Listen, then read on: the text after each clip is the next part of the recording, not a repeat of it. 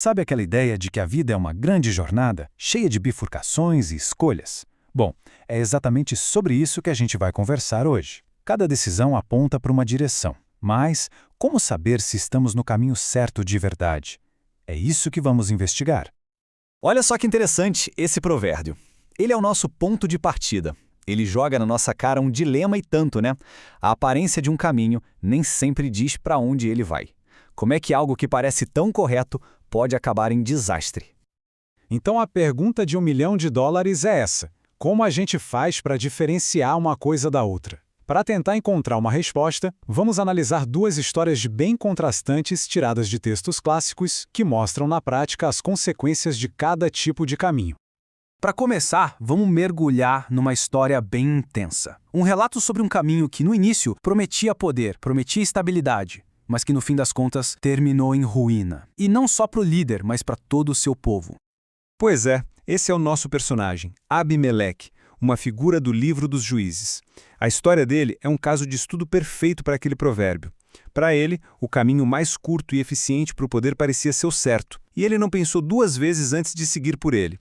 E o mais impressionante é a velocidade com que tudo desmorona. Dá uma olhada nisso. A trajetória da ambição dele foi um foguete que explodiu no ar. Em apenas 3 anos, aquele caminho que parecia tão promissor se desintegrou e terminou da forma mais trágica possível.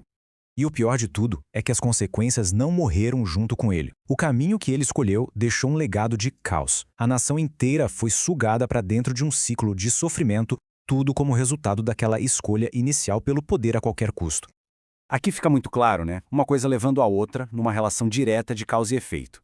As atitudes do povo, claro, influenciadas pela liderança, trouxeram consequências dolorosas, mostrando como um único caminho errado pode afetar todo mundo. Ok, a gente viu o caminho que deu muito errado. Agora vamos virar a página completamente e olhar para uma jornada bem diferente. Uma que começa no desespero, na confusão total, mas que acaba encontrando uma direção nova, que leva à clareza e não à ruína. Imagina o cenário agora, vindo lá do Evangelho de Lucas. 2 discípulos estão indo embora de Jerusalém logo depois da crucificação. Eles estão arrasados, e a estrada que eles percorrem não é só um lugar físico, é um símbolo do estado deles, estão perdidos, se afastando do que um dia foi o centro da esperança deles. Nossa, essa frase resume tudo, não é? A certeza que eles tinham de estar no caminho certo, de repente, virou pó. A esperança parecia morta e o futuro era só um grande vazio. Só que aí, no meio do caminho, acontece uma virada. O que era uma fuga se transforma numa jornada de descoberta. Uma conversa na estrada vira o jogo. O caminho que os afastava, de repente, se torna o caminho de volta, mas dessa vez com um propósito renovado e uma compreensão totalmente nova. E essa jornada não termina só no entendimento, ela os leva a um estado emocional completamente diferente. Vamos ver o que os espera no final desse caminho. Um caminho que no começo parecia não ter saída nenhuma. Para a gente ter uma ideia desse destino, vamos dar uma olhada no Salmo 100. Ele não descreve um lugar, mas sim o estado de espírito, uma celebração imensa que nasce quando se encontra o caminho certo. Percebe a energia aqui? Não é sobre sentir alegria, é sobre fazer alegria. É tudo ação, aclamar, prestar culto, entrar com cânticos. São expressões vibrantes de gratidão, o destino final dessa jornada de entendimento. E aqui vem o ponto-chave. Essa alegria toda não vem do nada. Não é baseada em circunstâncias. Ela tem uma raiz, um porquê, uma base muito sólida.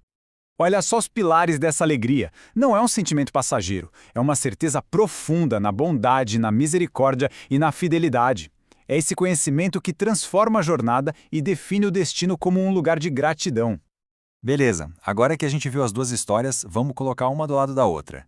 É nesse contraste que a diferença entre o caminho que parece certo e o que é certo fica cristalina. E tá aí o resumo, preto no branco. De um lado, o caminho de Abimeleque, movido pela ambição que implode. Do outro, o caminho dos discípulos, que começa na confusão, mas floresce em propósito e alegria. A trajetória e destino de cada um não poderiam ser mais opostos.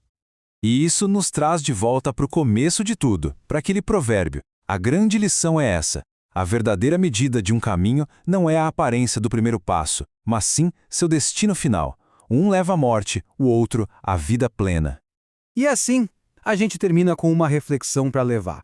Ao olhar para os caminhos da vida, a pergunta mais importante talvez não seja como eles parecem hoje, mas sim para onde eles estão de fato nos levando.